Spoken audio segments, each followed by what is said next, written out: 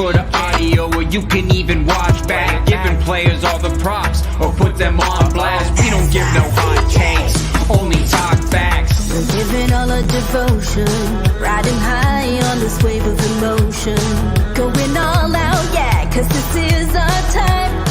No, ain't no stopping us till we reach the finish line. All in, we came here to win. We're gonna give everything.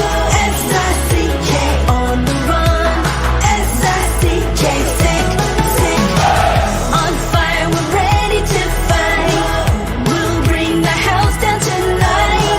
S-I-C-K on the run. S-I-C-K, sick, sick. Play it on the car ride, play it when you lounge. X and O, you know that we can hold it down. Shout out to my man Sammy, got it off the ground. And to all the listeners tuned in right now, got debates, analysis, and speculation. This is sports talk for the new generation. You know where to find us, got a reputation. Sick podcast, your #1 sports destination. Giving all our devotion, riding high on this wave of emotion. Going all out, yeah, cause this is our time. No, ain't no stopping us till we reach the finish line. All in, we came here to win. We're gonna give everything. S-I-C-K on the run. S-I-C-K, sick, sick. On fire, we're ready to fight. We'll bring the house down tonight. S-I-C-K on the run. S-I-C-K, sick, sick. S-I-C-K, it's the sickest podcast. Tune in for the audio, or you can even watch back. Giving players all the props, or put them on blast. We don't give no hot takes, only talk back. S-I-C-K, S-I-C-K, S-I-C-K, S-I-C-K, S-I-C-K, S-I-C-K, S-I-C-K. All in, we came here to win. We're gonna give everything. S-I-C-K on the run. S-I-C-K, sick, sick. S-I-C-K, it's the sickest podcast. Tune in for the audio, or you can even watch back. Giving players all the props, or put them on blast. We don't give no hot takes, only talk facts. We're giving all our devotion, riding high on this wave of emotion. Going all out, yeah, cause this is our time. No, ain't no stopping us till we reach the finish line. All in, we came here to win. We're gonna give everything. S-I-C-K on the run. S-I-C-K, sick, sick. On fire, we're ready to fight. We'll bring the house down tonight. S-I-C-K on the run. S-I-C-K, sick, sick. Play it on the car ride, play it when you lounge. X and O, you know that we can hold it down. Shout out to my man Sammy, got it off the ground. And to all the listeners tuned in right now, got debates, analysis, and speculation. This is sports talk for the new generation. You know where to find us, got a reputation. Sick podcast, your #1 sports destination. Giving all our devotion, riding high on this wave of emotion. Going all out, yeah, cause this is our time. No, ain't no stopping us till we reach the finish line. All in, we came here to win. We're gonna give everything. S-I-C-K on the run. S-I-C-K, sick, sick. On fire, we're ready to fight. We'll bring the house down tonight. S-I-C-K on the run. S-I-C-K, sick, sick.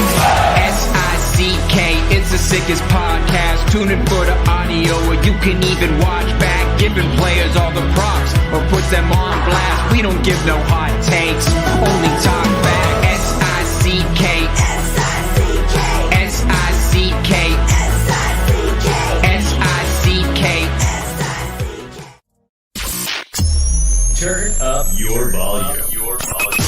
Because you're about to listen to The Sick Podcast with Tony Marinero. No. It's with me, Matt Ohayon. The sickest Montreal Canadiens podcast. And now, a 24th Stanley Cup banner will hang from the rafters of the famous Forum in Montreal. The Canadiens win the Stanley Cup. Brought to you by Energy Transportation Group. Driven to be different. 8.6 beer. Intense by nature. And La Cage. If the last time you went to La Cage was when the Habs won the Cup, it's time you went back to La Cage. It's gonna be sick. Tony Marinaro is out. Matt Ohayon, the Hebrew Hammer, is in. Welcome, everyone, to your Friday edition of the Sick Podcast. First things first, we're going to take care of some business. The Sick Podcast is brought to you by Energy Transportation Group. They are a full leading logistics provider serving all of North America. Energy transportation, driven to be different. And 8.6 beer, intense by nature, the beer for those who follow their instinct and live their passions in order to make their mark. Also brought to you by La Cage. If the last time you went to La Cage was when the Habs won the Cup, it's the time you go back to La Cage. The menu will surprise you. All right, so a couple things before we get to our first guest, Stu Cowan. You'll notice I'm wearing a different Bengals jersey than I was wearing last week. No, for those of you who follow me on Twitter, it is not the Sam Hubbard jersey that I had ordered, and that's because obviously for those of you who watch the game or watch the highlights, Sam Hubbard scored a 98-yard return touchdown, 14-point swing that ultimately sent the Bengals onto the division round. This is my Evan McPherson jersey, the kicker for the Bengals. Why do I have a kicker jersey? Well, I'll take you back, and this is going to pain and Yellow and Sammy. I'm not doing this on purpose. But the story behind this jersey is last year in the divisional round of the playoffs, the Bengals were heading over to Tennessee to play the Titans, who and Yellow and Sammy are big fans of. And the Bengals offense just couldn't get anything going. Burrow got sacked 9 times in the game. And, Evan McPherson was doing his thing. I think he kicked like 4 field goals during that game. So I tweeted at one point, if the Bengals win this game, I will buy an Evan McPherson jersey. Well, they won the game, and I'm a man of my word. So I did not say I would buy a Sam Hubbard jersey. I just did that in the heat of the moment. And on top of it, I stress bought a Bengals hoodie before the game last week. Even though it was against the Ravens, every playoff game is stressful. All right, enough about football for now. We're going to get to that a little later, but right now we're going to talk about the Habs, and we bring in from the Montreal Gazette, Mr. Stu Cowan. Stu, how are you? I'm doing well, very well. I imagine you're the only person in Montreal who has that Bengals jersey. Yeah, this one specifically, I would imagine that would be the case. It's funny. I wore this jersey Super Bowl weekend. I was in Vermont last year, and I got it by then. So I was walking around with it, and everyone, when I'm wearing a jacket, it's covered, and they see Bengals. They go, "Oh, it's a nice Joe Burrow jersey you got." And I just pull it down. I go, "That's not number 9. That's number 2, baby." So yeah, I probably am. But hey, maybe we could get one over to Nick Suzuki and Brendan Gallagher, noted Cincinnati Bengals fans, on the Montreal Canadiens. All right, so you know what, Stu? We're gonna talk. We're gonna pick off where we left off last week because the Journal de Montréal came out with their latest edition and just. Really, I don't know if we have the screenshot, Sammy and in yellow, but there it is. Okay, perfect. Loin des 10 millions promis. It's just, I find this just such an unnecessary shot, and I know you're going to agree with me. It's just, you know what? I'll let you take it. This is just, I can't even put it into words. Go ahead. I don't see how PK's raised $6.3 million. I don't see how I can't understand how they somehow try and turn that into a negative. Far from his goal of 10 million. Well, when he set the goal of 10 million, he didn't expect to be traded from Montreal.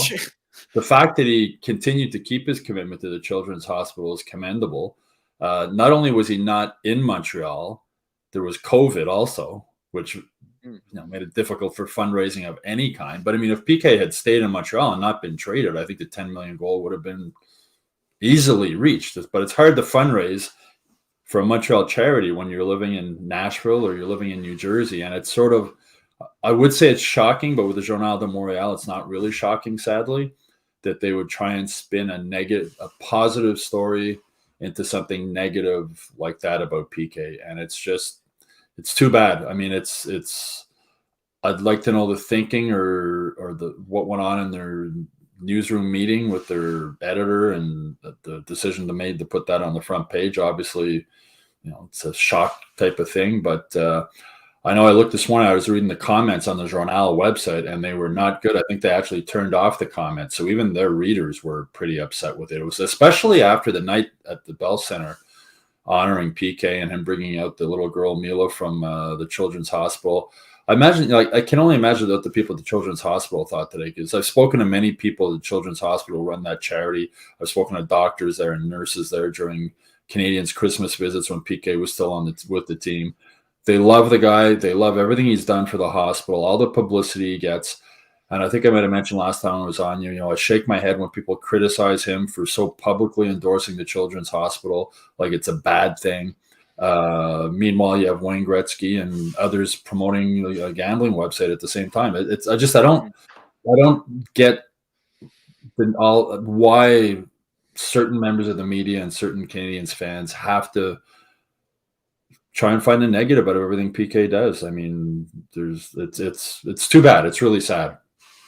And you know what? It's just, you would think, and I understand that he's a very polarizing figure. But you would think that the one thing that's really not up for debate is, forget the theories of why people may have thought he made that pledge of $10 million. But who cares? He made the pledge. He still donated $6.3 million now. Well, the thing is, he didn't donate, and people get upset and they say, "Oh, PK says he donated." He never said. He said he was gonna. Exactly. He pledged to help the Montreal Children's Hospital raise $10 million. And at the end of the day, the Children's Hospital has $6 million that it probably wouldn't have had without PK's help.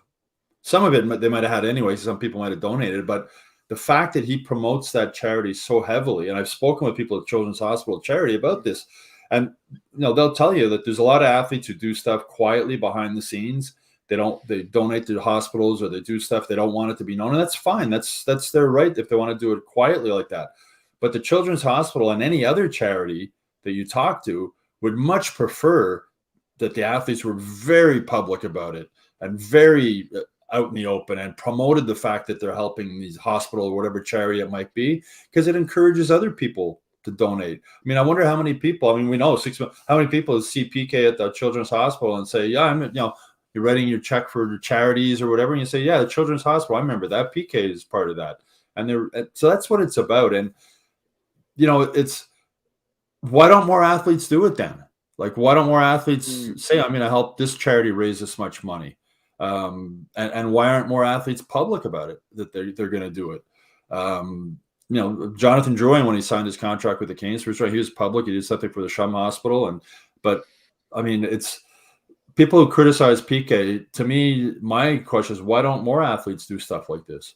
And I know a lot of them do it privately, and that's fine. If people want to be private about it, whatever it is, that's fine. But again, charities would much prefer that these guys were did more to promote the charities that they help, because it'll encourage other people to donate to those charities too. So I saw that thing and I shook my head and I was like, really?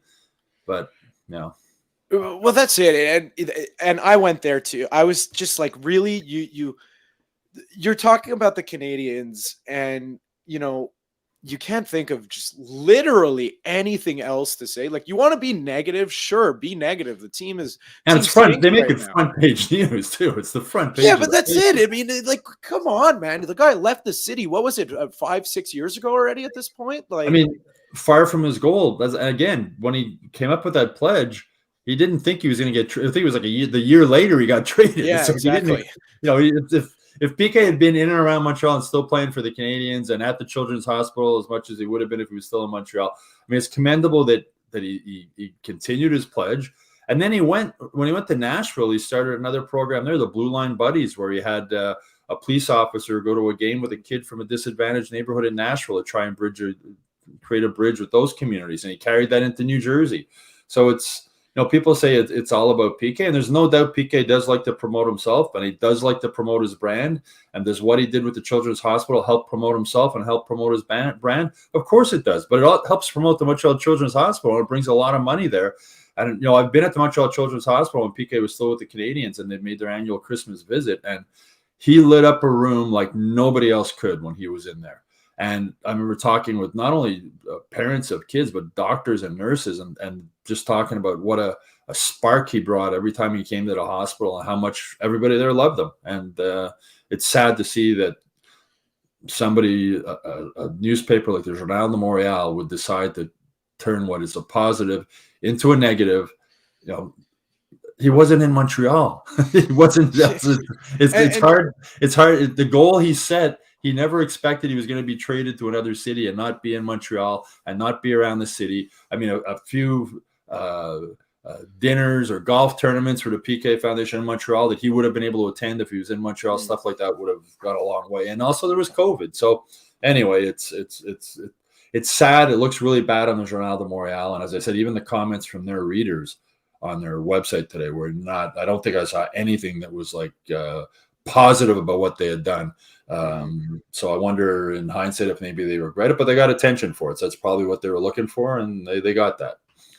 Yeah, and we'll leave it at that. Just it's you said it best. It's just sad. The one word that encompasses it is that it's sad. Anyways, and especially, I mean, when we saw how much Montrealers still love PK the other night at the Bell Center. I was at the game. Montreal love the guy. Well, that's it. I was at the game on Thursday night. 95% of the people in Montreal love the guy. There are some people who don't. Yeah. Well, there you go. And I was at the game on Thursday night, and I had noticed the guy left the city again 5-6 years ago. I noticed I didn't venture out much into the Bell Center, into the hallways.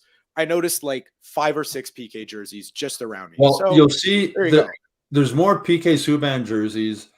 When I go on the road with the Canadians, you see a lot of Canadians fans. You'll see more PK Subban jerseys. The only guy you might see more than PK now is you see a lot of Suzuki sweaters and more Caulfield sweaters.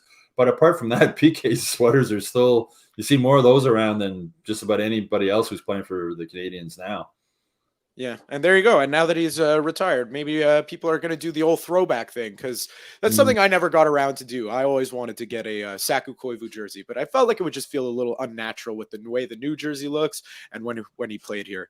I've always said people buying a jersey, the best thing to do is buy like put Lafleur or Bellevaux or something like that. So one of the legends on your sweater. You go buy a brand new sweater for a guy, and then he gets traded the next year, and you're like, man. Yeah, well, that's it. So I saw a guy at the game the other night had a Camilleri sweater on. I hadn't seen one of those in a while. Listen, I have a Mike Camilleri sweater hanging in my closet right over there, and I also this is the best thing ever. The first jersey I ever put a name on the back of was he was my favorite player at the time. It was Guillaume Latendresse. And I have that jersey. I still have it, and I wear it. I checked into a hotel in Minnesota when the Habs were there. This was just before COVID, and the guy working behind the cash had a Minnesota Wild Latendresse sweater. That's awesome. And I said to him, "Where'd you got that?" He actually got it at a thrift store. He told me. That's great. That's great. Yeah. All right, so let's get to the on the ice action, and then we're going to revisit Kent Hughes' press conference a little bit. So we'll start with the first game of the week. I know they played on the weekend, and they split the series in New York. They lost against the Islanders, beat the Rangers, but we're going to start against the Winnipeg Jets, because to me, that was the first time after it was after the PK Subban night that I felt it was their first time back in Montreal after that.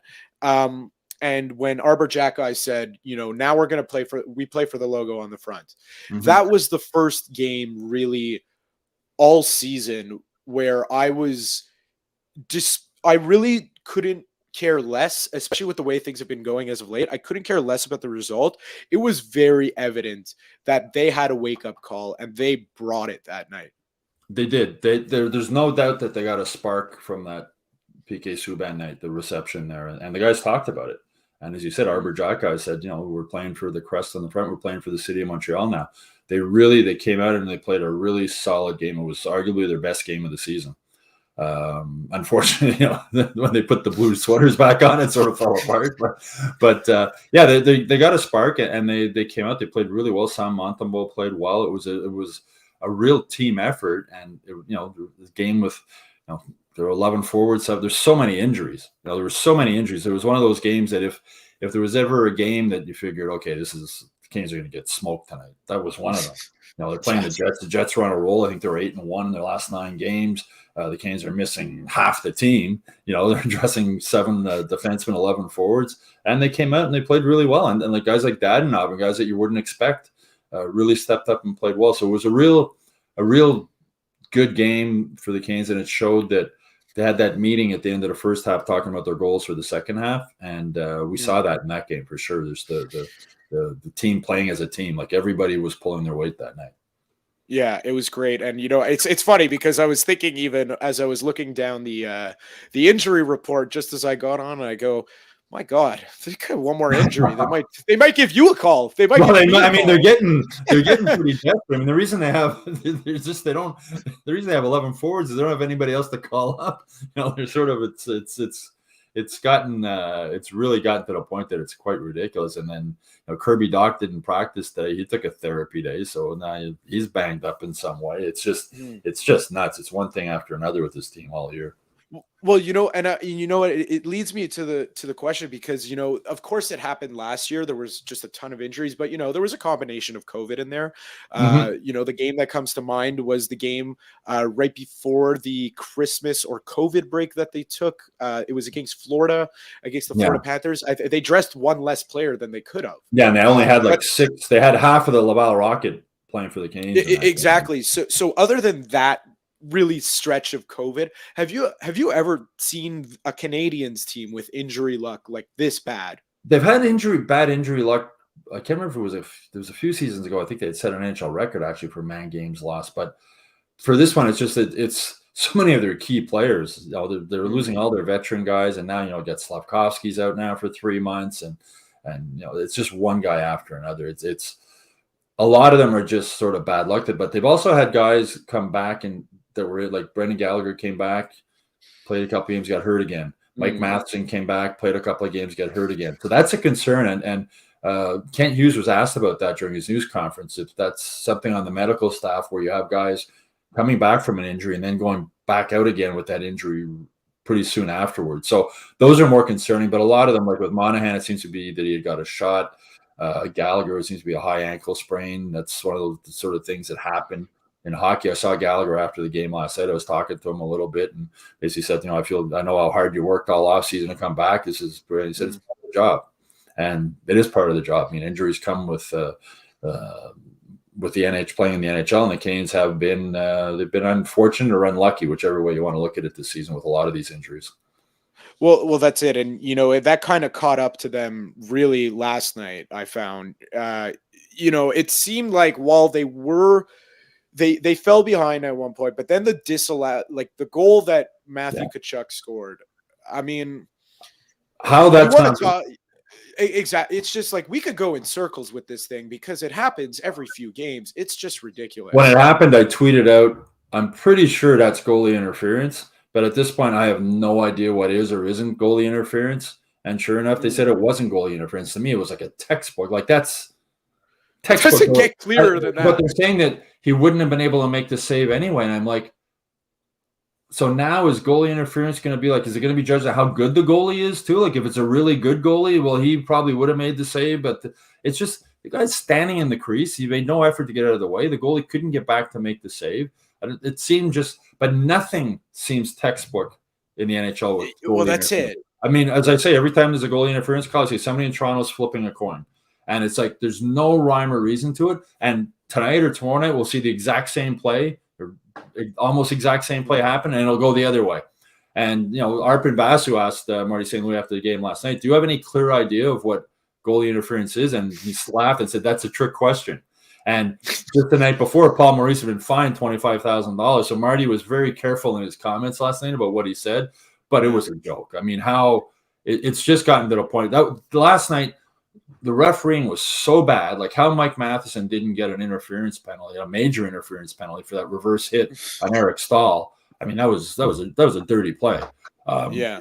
No penalty call. Today he gets fined $5,000. Like, how did two referees on the ice miss that? And that led to so much more, because now the Florida guys are taking runs at Matheson. The game gets chippy. Jack guy gets checked from behind into the boards. It's an obviously hit from behind. Should be a penalty. No penalty called. Now he's upset. It was just a horrible. There's a lot of bad nights for NHL officiating and video reviews, but last night was one of the worst. I mean, that was just. It was just embarrassing. If I was commissioner of the end, if I was Gary Bettman, I'd look at that. That's embarrassing. Like, it's nobody, and I've tweeted this many times. To me, just get rid of video review. Live with the calls on the ice. Just live with the call on the ice. The referees are going to screw up, but at least if they screw up, you have the excuse, well, it happened quick. They made their judgment. It's just a judgment call. But now they go to video review, and stuff that seems obvious isn't obvious, and it just makes. It's just, to me, it's just made it worse. It's more confusing. Nobody knows what goalie interference is or isn't. I had a lot of people tweeting today, well, if that was Brendan Gallagher, it definitely would have been goalie interference. And they're probably right, because every time Brendan Gallagher's involved in a goalie interference call, it goes against them. So it's just, it just makes absolutely no sense to me that to me, I just say, go back to the calls on the ice. The referees are going to screw up once in a while. I think, to me, the only thing video review should be used for is if the puck crossed the goal line or not for a goal. Because even offside now, we don't even know what offside is now after the man. I mean, where the guy didn't have control of the puck because the puck wasn't actually touching the blade of his stick, even though he had carried the puck all the way from his own. Like, it's become a total joke. Well, that's the thing, and you know, it's tough. It's really tough, because you bring up the idea of taking away the video review, but you kind of open Pandora's box. And I listened to an interesting podcast about this it's actually been a couple of years at this point, because the NBA has had video review for everything. Like, if you remember when the Raptors were in the NBA Finals and they beat Golden State, and the game that they won the championship, that was the most, you know, like, anticlimactic ending to a championship game of all time, because they just have to keep going to video review because was this a foul? Was this? Yeah. And that's the issue when you implement video review. However, I will say that's doing it the right way, because you got to do it for everything. You can't pick and choose, because when you have all the technology available to you and you're just not using it to your advantage, it boggles the mind a little bit. But the NBA, anyways, I don't watch nearly as much NBA as I watch NHL, but at the NBA, the games, they seem to be more consistent in their calls. I mean, in the NBA, the refereeing is like a charge or a block in the first quarter. It's the same call in the fourth. It's not like in the NHL where the rules change depending on the score, depending if it's the playoffs or not, depending what period it is. It's like they make it up as they go along. And that video review call was a case of just making it up. Like, it was such a textbook goalie interference. I know, it's crazy. And then, you know, I tweeted out a picture. Arpin did a good story on The Athletic today about it. And he got a screen grab of, and you look at it, I tweeted it out earlier tonight, and you look like, how is that not goalie interference? Like, you're there, basically, and if that's so, if the NHL was consistent, which they won't be, and I'm coaching the NHL, I'm having one of my forwards just stand in the blue paint when the puck's in the offensive zone. Don't move, just stand there.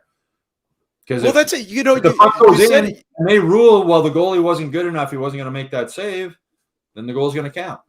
Well, that's it. You said, like, the goalie's not that good enough to make that save. Okay, counterpoint is that last night it was Alex Lyon. Now, all due respect to Alex Lyon, he's not exactly known to be an all-star goalie in the NHL. So Cole Caulfield gets robbed twice. I think it was in the second period. Yeah. And just what happens if Nick Suzuki or Kirby Dach is standing right in front of the net, blocks his path to the net? Oh, well, she's not going to make that save anyways. Like, what are we doing here? I know. It's insanity. It's just video review is just in the NHL is just a total joke. I was saying, you know, Harpin mentioned last night, he said, you know, the referee should have to be made available for interviews after a game on nights like that when they're so bad. I've been saying that for years. And I was saying, you know, they should also put like a camera and a mic in the video review room to see, like, okay, let's hear, how did these guys actually think that wasn't goalie interference? Like, what was the conversation that went on that they decided that wasn't goalie interference? That's it, because it also took quite a while to get it to reach that decision. You know, I know it took. It's because I mean, I don't know. Maybe there's one guy going, "Oh, that's goalie interference." The other goes, "No," because, you know, he wasn't going to make the whatever. It's anyways. Let's get to some of the highlights of now that we dealt with on the ice. Let's get to some of the highlights from Kent Hughes' press conference on Wednesday. So something I found really interesting was, you already mentioned one of them was, protecting players from themselves, coming back from injury too early. I think they've learned their lesson on that. I mean, it was kind of dire straits for them, and they may have kind of needed it now. But anyways, but something I found really interesting was two things, and they kind of go together. Which one of them was the Kent Hughes when he was asked about tanking. He said, "I can't put a team on the ice that has no accountability." Do you think that if, they always, a coach will never tell his players to go out there and lose. That's not going to happen. But a GM can put his team in a position that go out there, play your best, but he knows what he's doing in that they're going to lose. So with the way it's going right now, all the injuries, and you're expecting even more of a slide because just because of the lack of bodies there are in the locker room right now. Do you think that you could see the Canadiens doing that come closer and closer to deadline, or is it more of a matter of we need players to ice a team, so we literally cannot do that? No, I mean, some key guys are going to get traded before the deadline. There's no doubt about that. I mean, Monahan, if he comes back and he's healthy, he's gone. Joel Edmondson could be gone. Josh Anderson could be gone. David Savard could be gone. I mean, they could lose a lot of key guys. They're going to be a worse team after the trade deadline than they are before, just because they're going to be losing bodies, and what they're going to get return are either draft picks or young prospects. That's how they're building this team. They're not looking to bring in a veteran guy who's going to help them win more games. So it's not tank. And Hughes had an interesting thing on Wednesday when he talked about, he had a conversation with Marty where wins are good to a certain point, but then maybe they're not, and losses are good, and then maybe they're not, type of thing. And Marty sort of made it a little. Yesterday he was talking about it, saying, we want to win, but it's not our number one priority. Our number one priority is to develop the young players. So if it's a situation where I might have a better chance to win if I put out the veteran guys in a certain situation, that might help me win. But we want to get experience for Slafkovsky or whatever, they're going to go with the youth. So that's they've been very clear that development is their number one priority right now. And then, as St. Louis said, if we're in the third period, it's a close game, then that might change a bit because you want to give players want to win. I mean, players. Oh yeah, of course. Players don't. The guys on the team now don't care about the Canadiens 4 years from now because most of them won't be here. Unless you're Suzuki or Caulfield or the young guys, they want to play well because they want new contracts. Their performance is how much money they're going to make in the future. So players will never go out the tank. Players are going to play hard. But when you don't have that many good players to put on the ice, the odds of you losing are better. And the Canes they're going to have fewer good players to put on the ice after the trade deadline once they start moving some guys out. So it's just and also, as Hugh said, you can't let that added.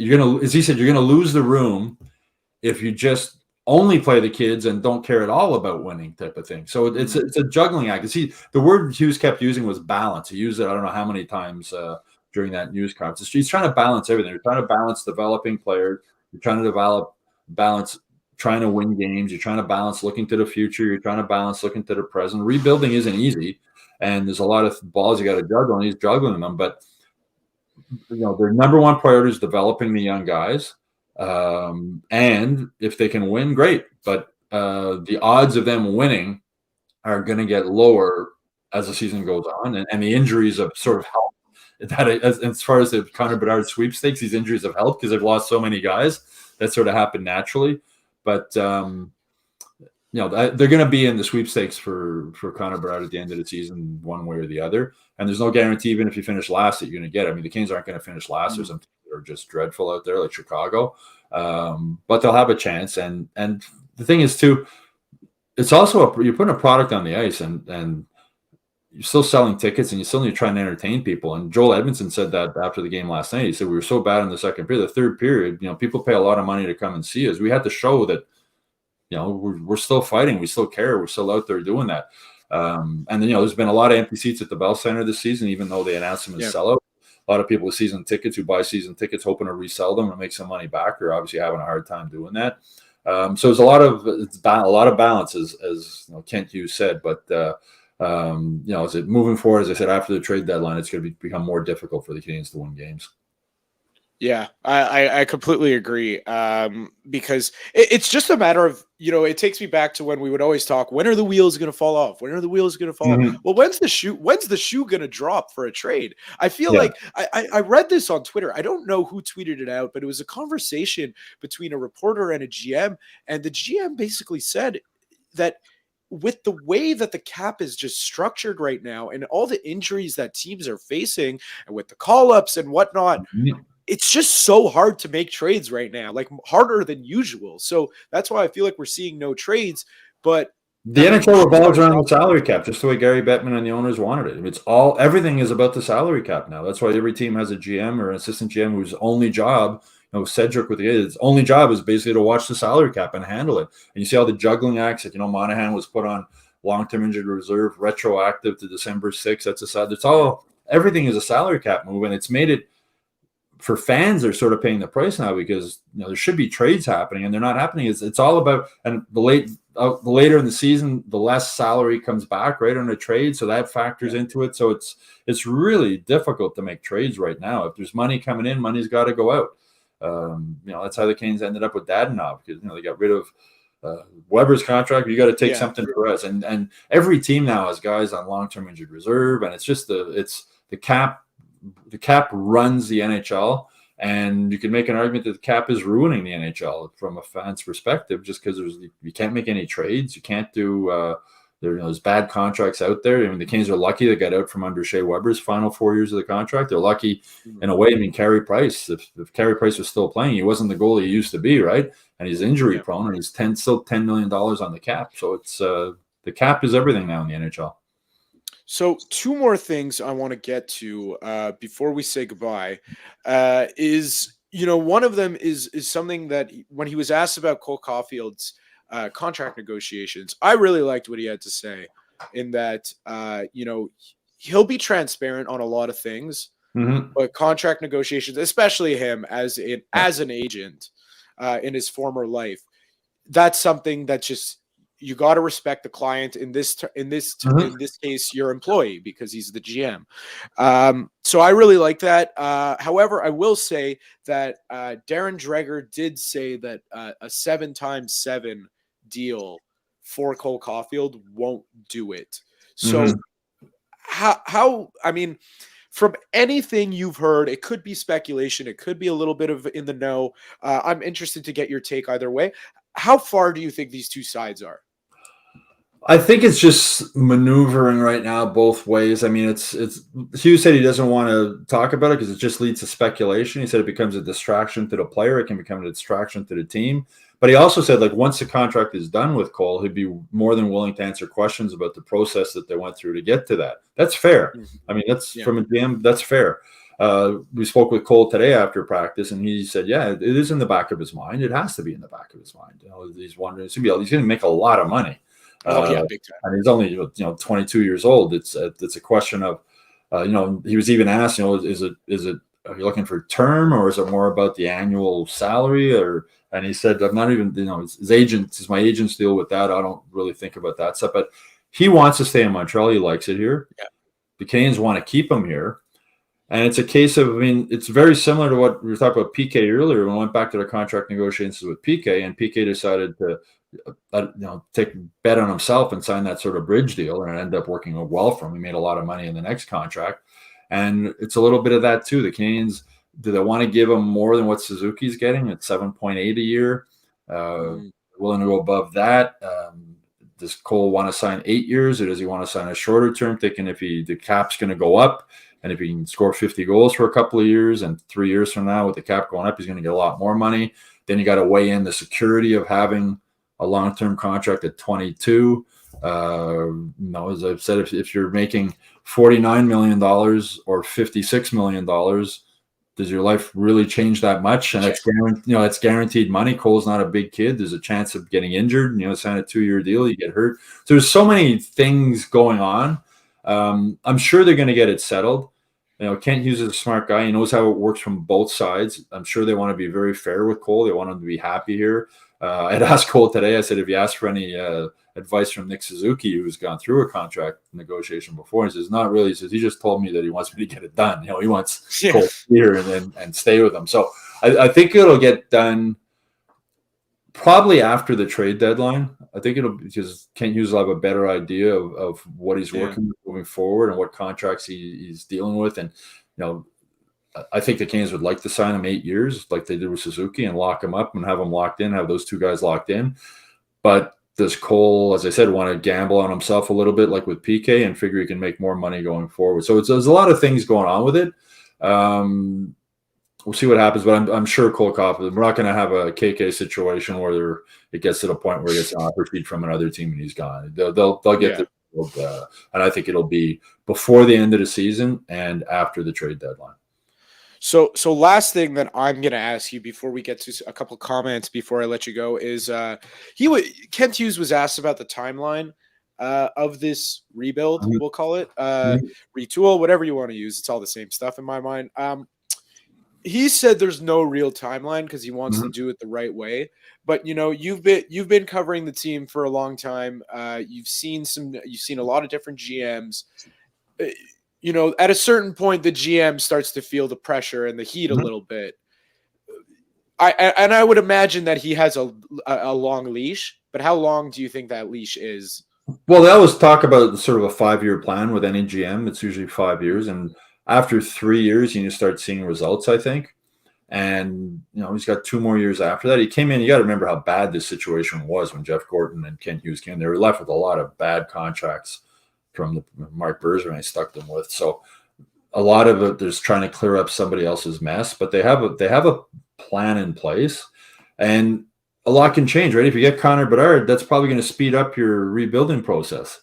If Kirby Doc develops quicker than maybe was expected, that speeds up. So there's so many factors involved, but they have a plan. They want to bring all these guys that are sort of 21, 22, 23 and bring as many of those guys as they can, along with the young draft picks that are coming up, have them develop together, have them grow together on and off the ice and move forward. So I think you're looking at 3 years before, from the Canadian standpoint, you hope you start seeing 3 years, 2 years from now, you hope that they're in a position, or they would hope they're in a position to compete for a playoff spot, be a legitimate chance of getting into the playoffs.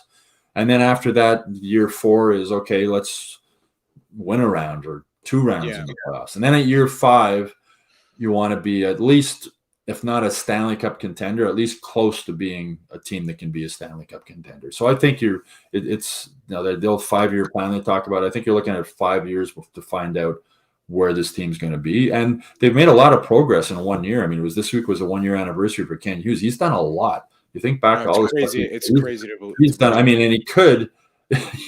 He could turn Ben Sherratt into Connor Bedard, which would be, that would be one of the trades of the century if the Panthers sink in the standings and the Canadians have their number 1 pick and the Panthers pick ends up winning the draft lottery and the Habs get it. That would be a heck of a trade. But he came in a really messy situation. He's handled everything, I think so. I mean, I wrote my column the other day. He's smart, he's confident, and he's honest. And those are 3 good attributes to have when you're a GM, and especially in a rebuilding process. When you talked about, bringing guys that are on their names speculator being trading and just being honest with them, I'll tell you what I can tell you and I'll tell you what I can't tell you. Yeah. Too. So one of my friends said, well, what's that mean? I said, well, it means I can tell you that there's 3 teams interested in you, but I can't tell you who they are right now because, or stuff like that. So his door is open. He's honest with people. He did the same thing last year with Sherratt. He was the same with Toffoli. So it'll be the same moving forward. I think the guys who might be traded know they might be traded. And he said Montembeault he said at his news conference, Montembeault's not a guy he's trying to move. So that'll probably relieve some pressure off of Montembeault. But I'm really looking forward to seeing what happens at the trade deadline and moving forward to the draft in this offseason. Once, Jonathan Drouin's contract's off the books, Dadonov's contract's off the books, Byron, even though he's on a long-term injured reserve, that contract's gone. So he's going to have some money to spend, and it'll be interesting to see how he juggles that with the draft and everything else. And speaking of contracts coming off the books, this comment comes in from Paul just quickly right now. Will injured players Kent Hughes wants to trade Drouin, Gallagher, ? Armia and Monahan be healthy enough to get traded? We don't know. I mean, we'll see. I mean, Gallagher's out for a little while longer. Monahan, Hughes said that is close to returning. I mean, he's on long-term injured reserve, but that was retroactive quite a while ago. So he's close to coming back. Drouin, we're not sure. The thing with Drouin, like it seems to be injured so often, right? That's going to be a concern for a team picking him up. Although it is just until the end of the season, then the contract's gone. So it's hard to tell at this point. Will they be healthy or not? And as we mentioned before, guys have come back, played a couple of games, got hurt again. So we'll see. It's almost impossible to answer that question. But Monahan looks like he's close to coming back, or at least that's what Hughes said. And he's the guy that they're hoping, when they got him, they were hoping they'd be able to get a first-round pick in exchange for him at the deadline. And if he comes back and he plays for an extended period like he did, I think that's still a possibility. Yeah, and it's funny because it's just ironic is the juggling act that they have to do of they're going to start protecting players from themselves, but I'm sure they want to see Monahan back on the ice as soon as possible to make that happen. Yeah. So we'll see what happens going forward. I mean, it's crazy what a difference a week can make for and the job of a GM in the NHL. I mean, it's a lot going on, man. I'm and it's funny because when it gets to the playoffs, and obviously the Canadians aren't going to make the playoffs, but that's when GMs kind of just sit back and they're kind of a fan of a team at that point. So I wonder. It's also why when Jeff Molson hired Gorton and Hughes, and he said he realized that it's a two-man job. You need at least two guys to be keeping an eye on everything here that's going on, and they got Gorton and Hughes work well together also. So those two guys are going to be busy. All right. Well, Stu, I'm going to leave you because we still got football to get to. So go Bengals. And thank you very much for joining us on this Friday evening, as you usually do. I really appreciate it. Oh, I love that sweater too. Thank you. I appreciate it. Thank you. You as well. All right. It's Friday. You know what that means. TGIF. Thank God it's Friday. It's also football with Matt Ohayon. Burrow hooks a pass, wide open, Chase, touchdown, Bengals. The Sick Podcast is brought to you by Playground, which has over 600 machines, poker tournaments, and Playground casino games. Daily promotions and unmatched customer service. Why go anywhere else? Located just over the Mercier Bridge, only minutes away from downtown Montreal. All right, let's get to the man of the hour. He's back. It's been a while. Cash from Runmybets. I got a bone. I run your bet. Sorry, excuse me. But I got a bone to pick with you. What is this in our private chat here? First of all, the hat is just insult to injury. I'm disgusted right now. I just don't even know where to start. In the chat, Bengals are taking a fat L this weekend. All right. Okay. So you know what? I wanted to go in chronological order of the games, but I actually do have a question that you would give a lot of insight towards, and I'm interested to see your perspective on this. So I have one of my best friends is a Buffalo Bills fan, diehard Bills fans, just as much as I'm a diehard Bengals fan. And he said to me, everywhere I'm reading, the media, mainstream media, is all over the Bengals. Nobody's giving the Bills, nobody's picking the Bills. But the line opened at, I think it was -4, and now it's -5.5. So my question to you is, what is the Sharps mindset right now? Yeah, so the line actually opened at very few places. It opened very early at -3. That was pushed to 3.5, and like in general, every other book opened up at 3.5, and it sat there for about 30 minutes. It went to 4, and then the next morning it was out of the way at 4.5, and then through the week it's been slowly hit, got to 5.5, and now I'm actually seeing 6 is starting to pop.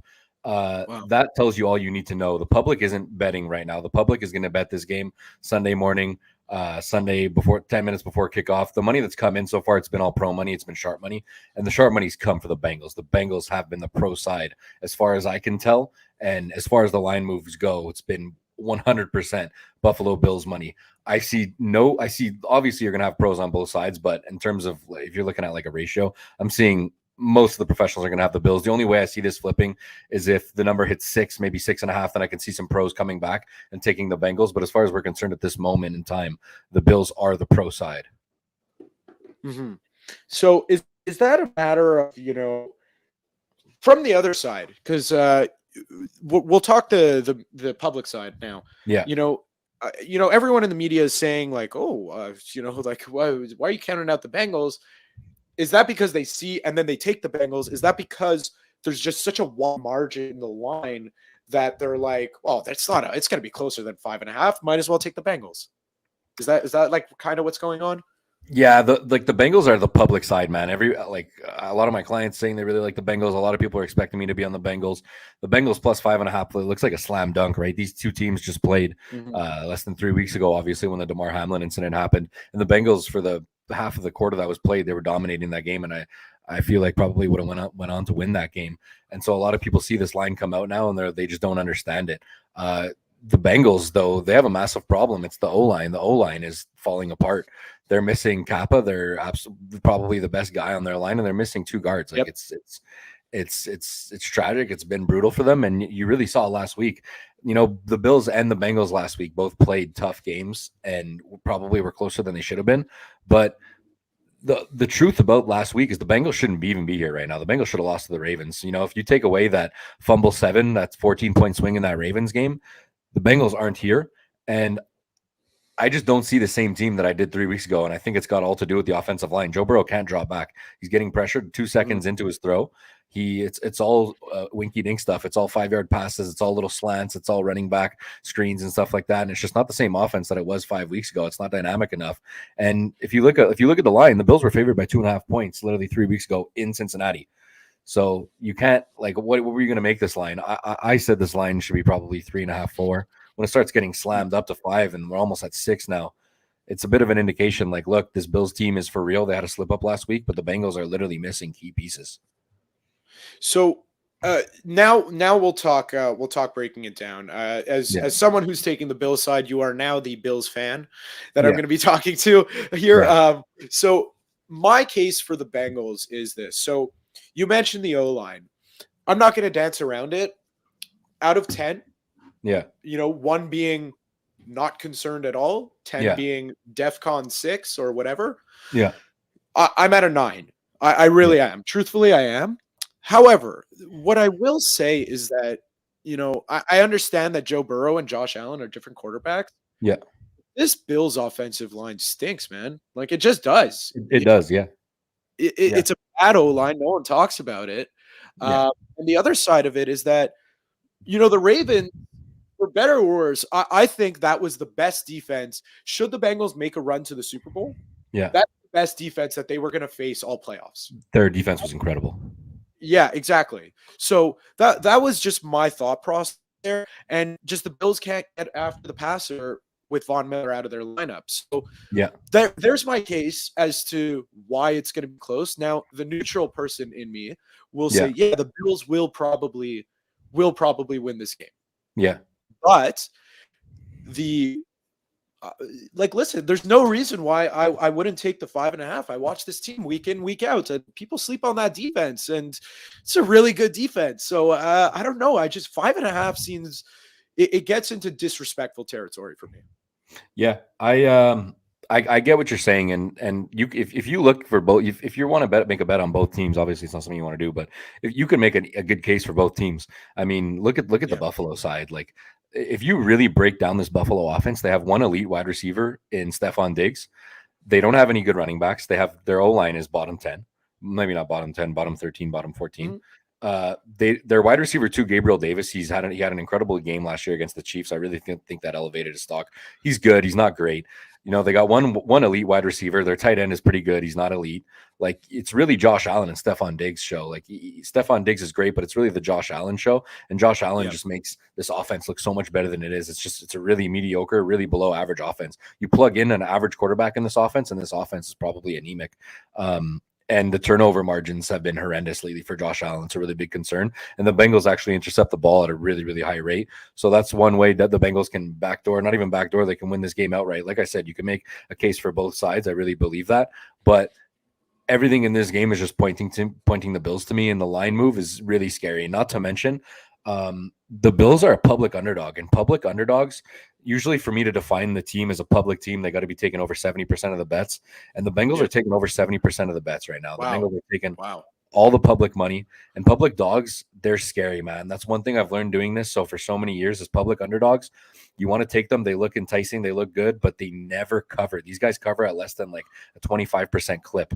The public underdog thing really, really scares me. And the fact that this line has been getting bet up and getting bet up and bet up, and it's still going. Like I just saw sixes started popping before I got on this, and it's just wild. And obviously I don't think it's going to get to 7. There's no way that happens, but I know what you mean in terms of disrespect. I feel like the number's getting a little bit inflated now, but if the Bills win this game, you got to imagine they're going to win by a touchdown probably, or 5 or 6 points, Well, I was talking this, the Bills fan that I was talking to, shout out to Mason, who's going to be listening to this a little bit later, is that we both agree that I think there's more of a chance that, of course, that the Bills would run away with it than the Bengals would. Yeah. But we're pretty much on the same page in that we both expect this to be a 38-35 game one way or another. So that there's that. I mean, it's a head scratcher for me, and I get it. Like the offensive line is crazy, but again, I mean, I know it's the Tennessee Titans. Sorry, Sammy and Yellow, but I watched Burrow get sacked 9 times and win a game. So you call it luck, but as I heard this on another program, luck reeks of perspiration. So.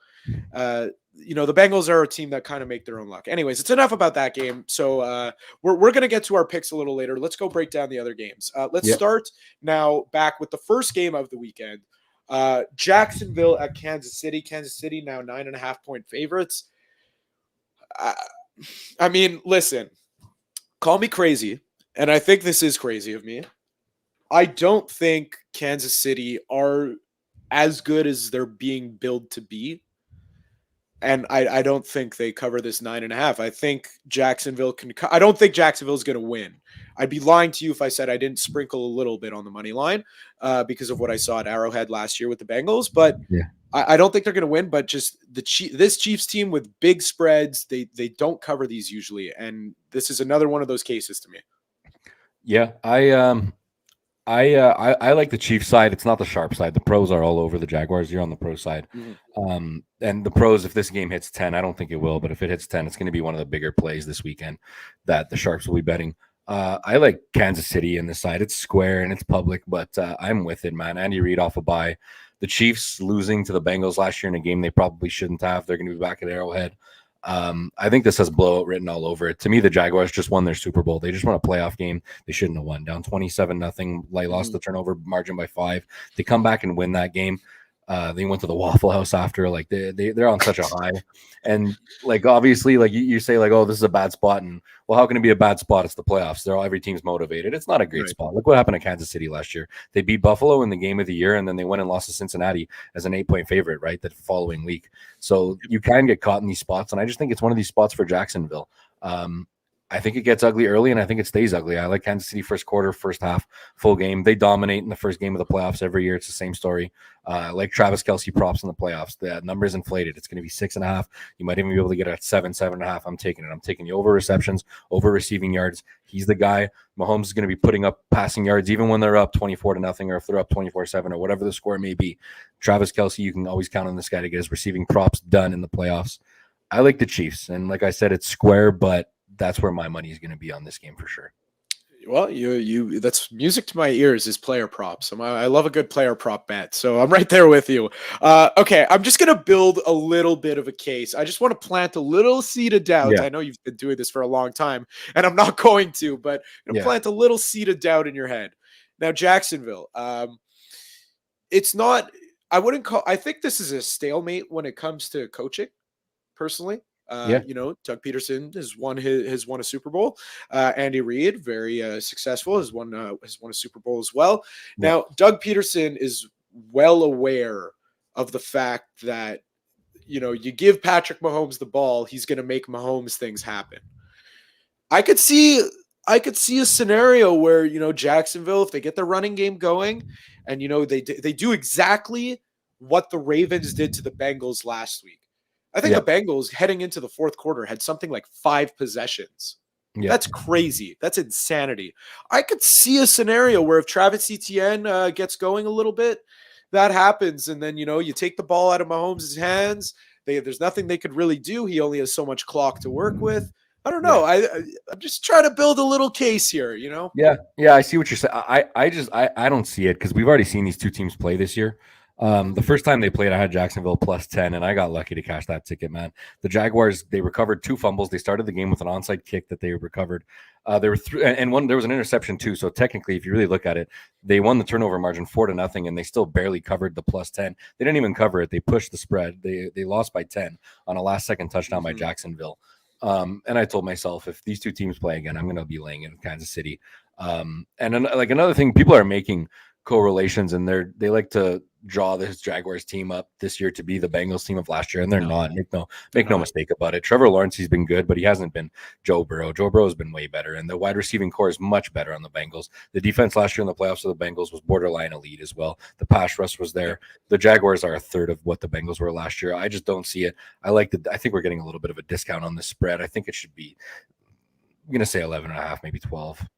Well, you're even swaying me a little bit, I'll be honest. So, well, so because there we you saw go. them play already, right? And like when you barely cover the spread on a backdoor touchdown and you won the turnover margin 4-0, like that just screams to me the wrong team covered the spread, or that push shouldn't have happened. That should have been a Kansas City blowout, Yeah, and you know what? The case that I would build if you were on the Jaguars would be that, the Chiefs, the reason why that you can make the argument, the reason why they don't cover these spreads during the regular season is because they're not showing all their cards. Yeah. It's the playoffs. Yeah. They got 3 games to win it all. They're going to be showing some cards. So and this like the Jaguars, they're super happy to be here. I swear to you, man. If you tell Trevor Lawrence he comes to the playoffs and wins a game, and that was the season, these guys aren't expecting to win the Super Bowl. Kansas City, like that's all they care about. If Kansas City doesn't win the Super Bowl, it was a failed year.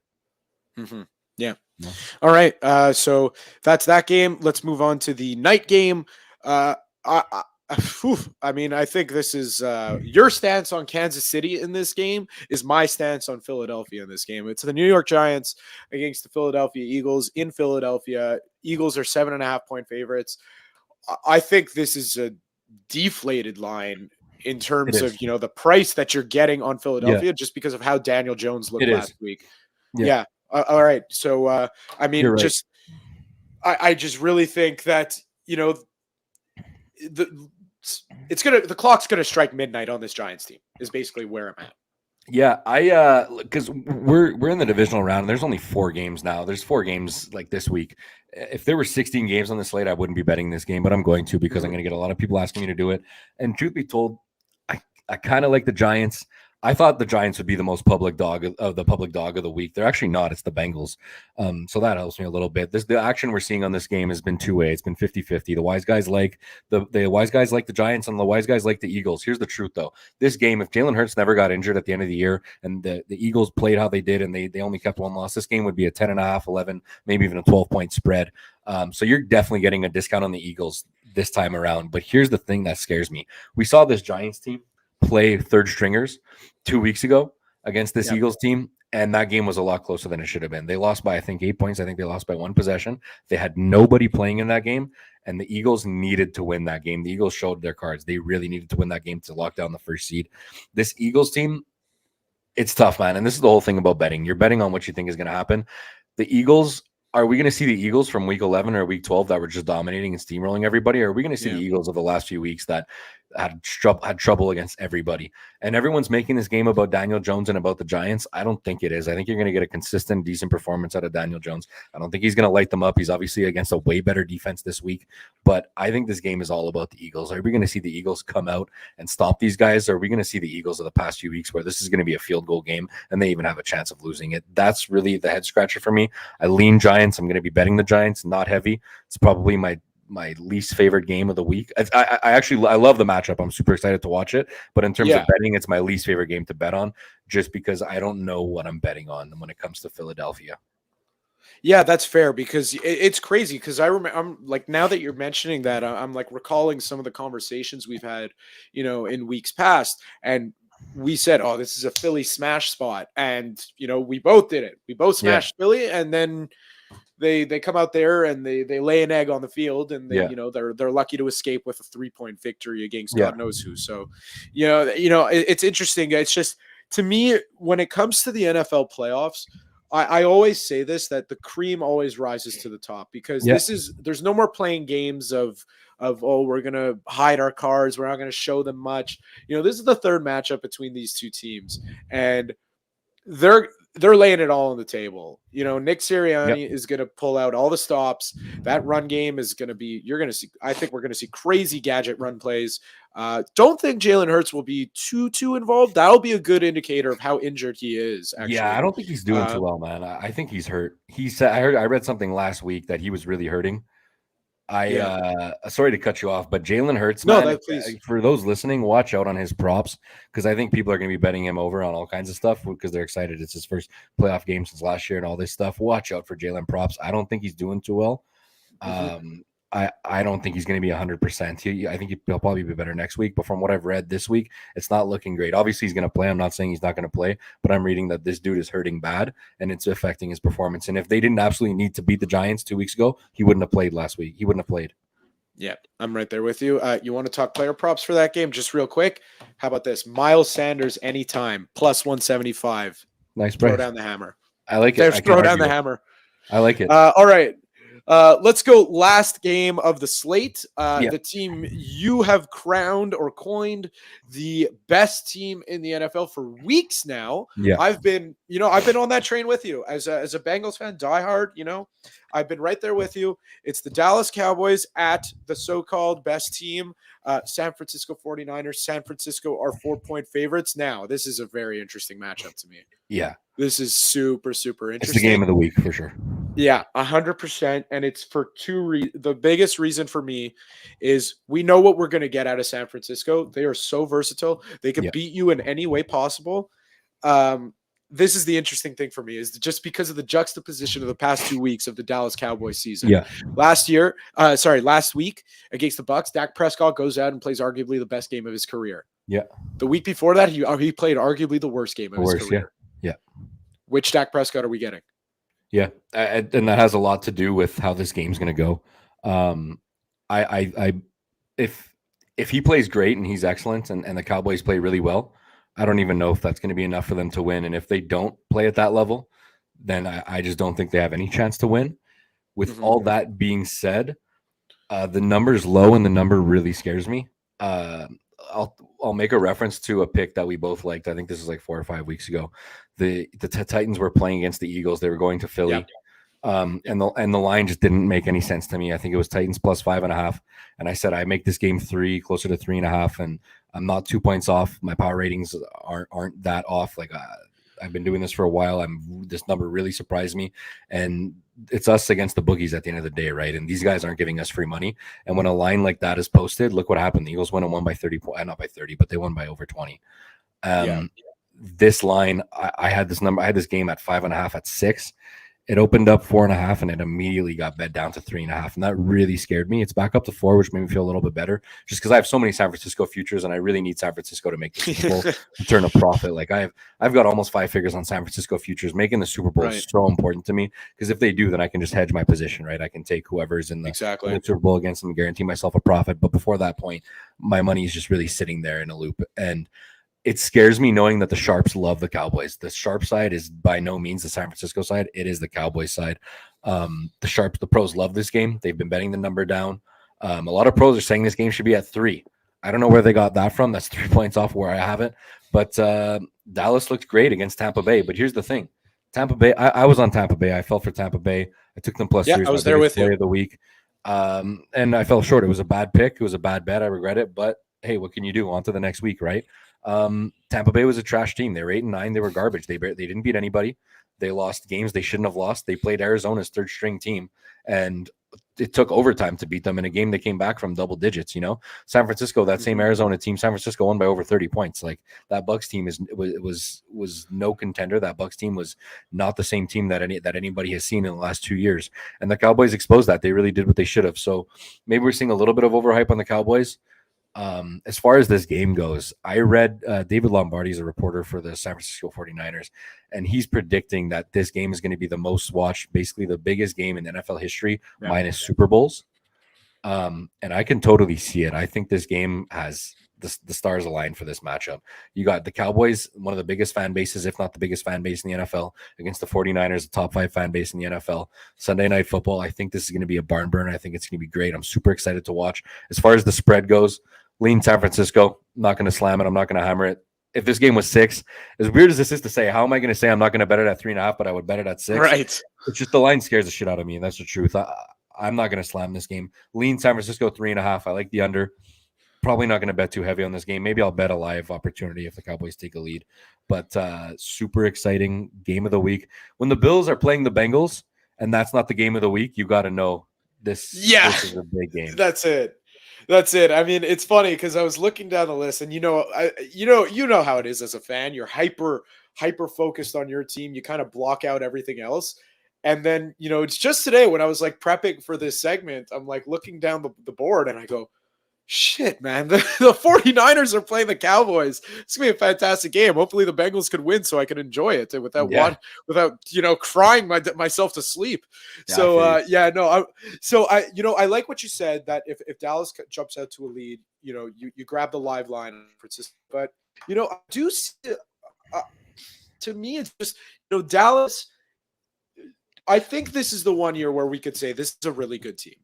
Yeah. Like this is a very, very good team. They're not as good on paper as the 49ers, but to me, I think the plus 175 is that I've been seeing is pretty good on the money line. I'm talking about. It's just a good value play, from just if you have a couple extra bucks to sprinkle on it, why not? Because any given Sunday and all that jazz. But I'm with you, man. I'm with you. I mean, ultimately, though, I agree with you. I mean, I just think the 49ers I say it all the time. I'm a Bengals fan through and through. I believe we're going to the Super Bowl. I believe we're going to win the Super Bowl. But man, oh man, if the Bengals play the 49ers, that matchup scares the shit out of me. And really, not many things in the NFL, especially after last season, how the Bengals played and off that run, not many things scare me. But that matchup against the 49ers scares the shit out of me, and it should scare anyone. Yeah, I'm with you, man, and I'm totally with you, and I know how you feel because this Cowboys game is quite scary for me. At the end of the day, I just need the San Francisco 49ers to reach the Super Bowl. I will lock in a profit, and reaching the Super Bowl means winning these next 2 games. Well, this Cowboys game to me, it's the NFC Championship. I don't think the 49ers are going to lose to the Eagles.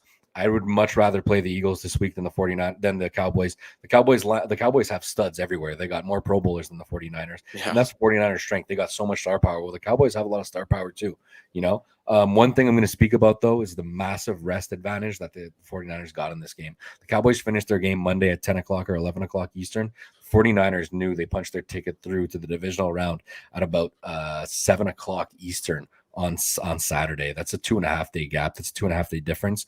That's more time to rest, more time to prepare. And the thing is, the 49ers are the most physical team in the entire NFL. I think if the Cowboys aren't fully recovered and aren't ready to go, it can spell trouble for them. They're lucky that this game was on Sunday, not Saturday. I don't think the NFL would have done that to them.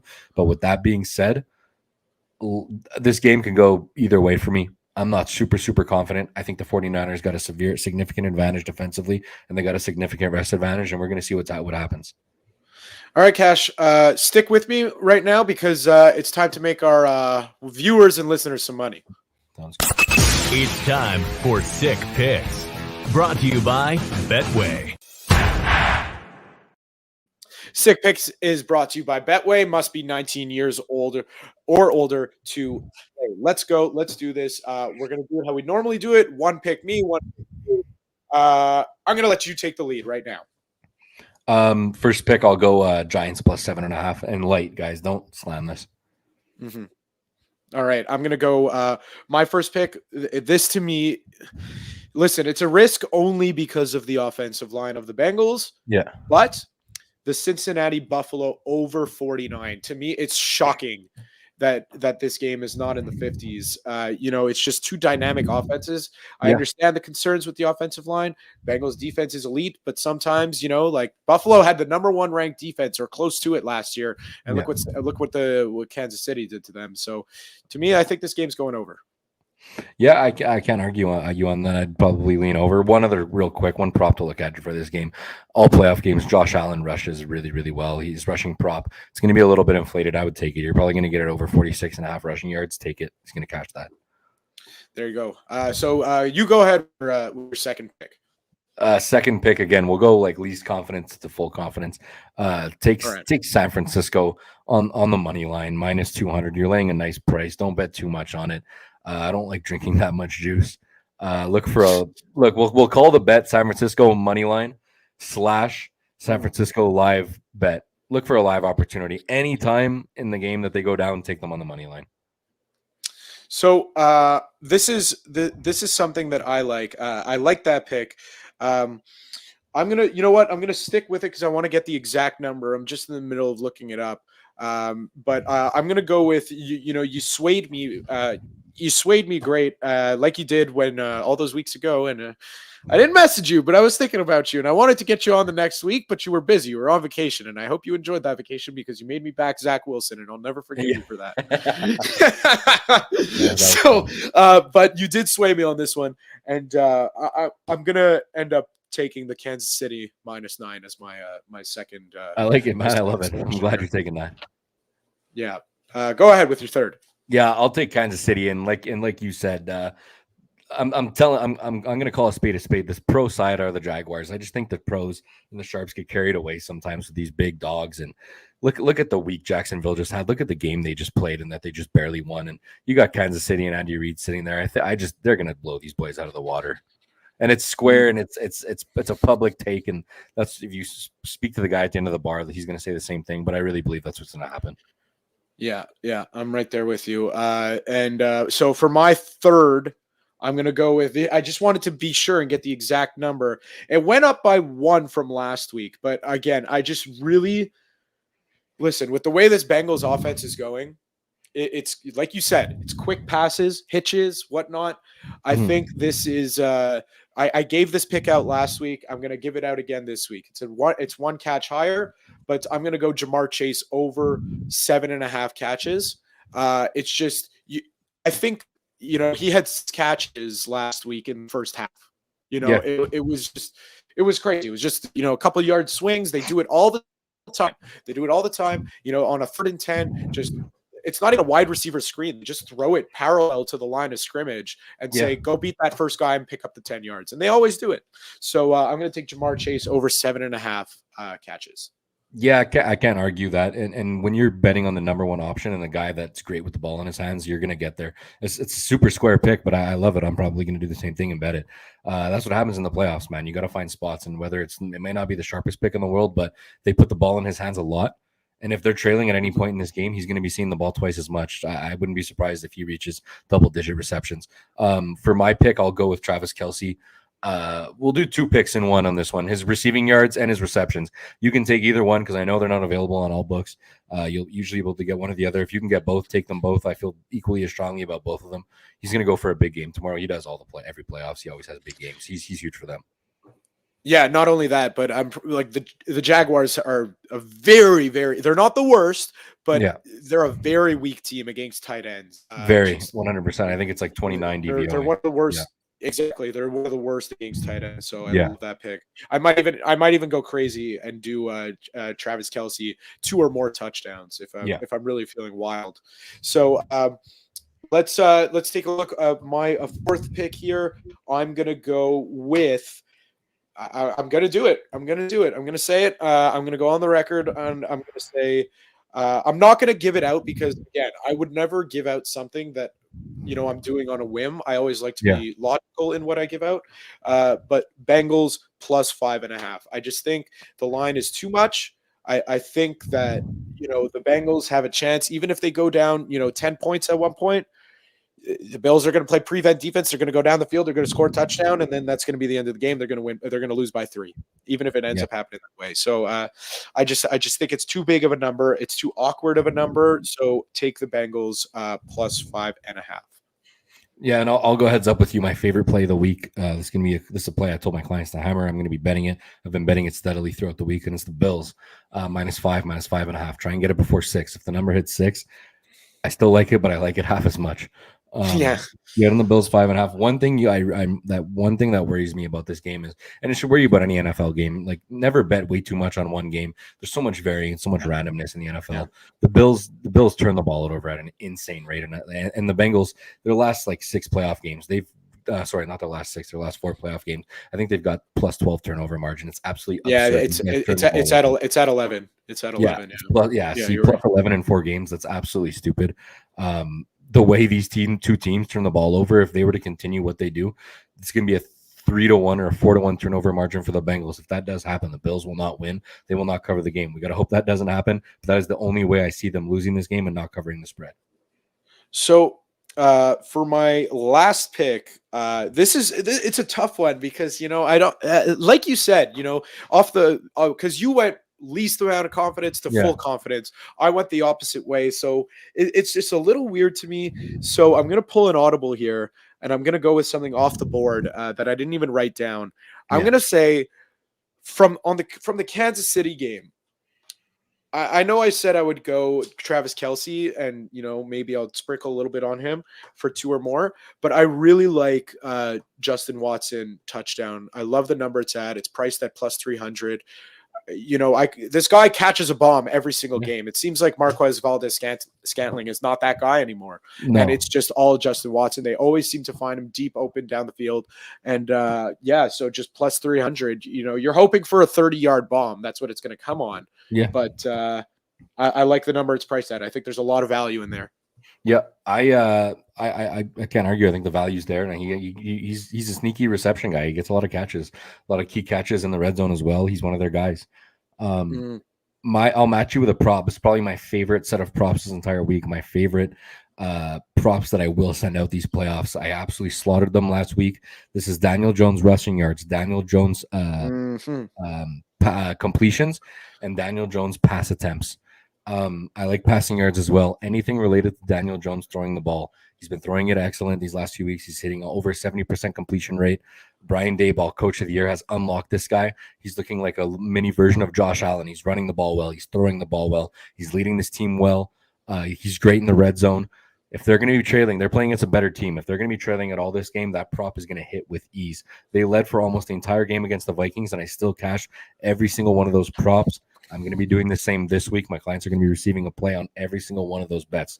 Daniel Jones completions, Daniel Jones passing yards, Daniel Jones rushing yards, and Daniel Jones passing attempts. All of that stuff I will be betting. Yeah, I actually just wrote that down on my paper as a reminder because I'm very forgetful. So I just wanted to remember what you said. Cash, I just want to tell you before I let you go. This is, if you had to guess, because I'm assuming you were not watching from the beginning of this podcast. If you had to guess who is on the back of this jersey, who would it be? I would like to say, I'm assuming Burrow. That is incorrect. That is number 2, Evan McPherson, the kicker. Oh my God! I told this story. Basically, what happened was after last year's game against the Titans, he kicked like 4 or 5 field goals to win, and they basically won the game because of him. And so he was like, "Oh, we're going to the next round." Yeah. Well, that was against I believe that was against the Chiefs that he said that. But anyways, I said during the game, because I thought the Bengals were going to lose. I said, if the Bengals are going to win this game, I'm buying an Evan McPherson jersey. It's going to happen. And I'm a man of my word because people were tweeting at me, where's the jersey? So I tweeted a screenshot of the receipt. So just all that to say is after the Sam Hubbard 98-yard return touchdown, right off the bat, I just bought the jersey right there. I love Sam Hubbard. He's one of my favorite Bengals players. He's awesome. Just a great player. He's just an underrated guy, just a football guy, Yeah. So awesome. I bought the jersey.